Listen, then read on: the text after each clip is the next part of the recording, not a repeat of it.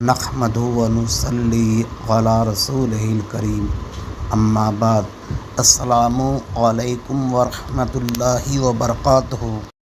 اگر آپ نے ابھی تک اس چینل کو سبسکرائب نہیں کیا ہے تو اسے سبسکرائب کر لیں۔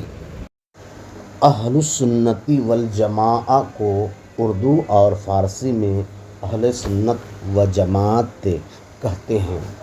جو اہل سنت و جماعت نہیں ہیں وہ خود کو اہل سنت والجماعت کہتے ہیں، تاکہ اہل علم پر روشن ہو جائے کہ یہ سپلائی کا مال ہے۔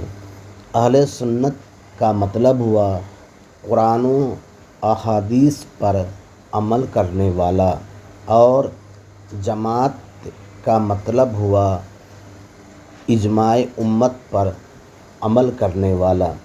جو لوگ اہل سنت والجماعت خود کو کہتے ہیں وہ نہ تو سنت پر عمل کرتے ہیں اور نہ اجماع امت کو تسلیم کرتے ہیں، بلکہ اجماع امت کو شرک و بدعت کہتے ہیں۔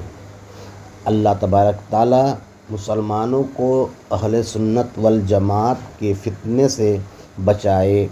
وآخر دعوانا الحمد للہ رب العالمین۔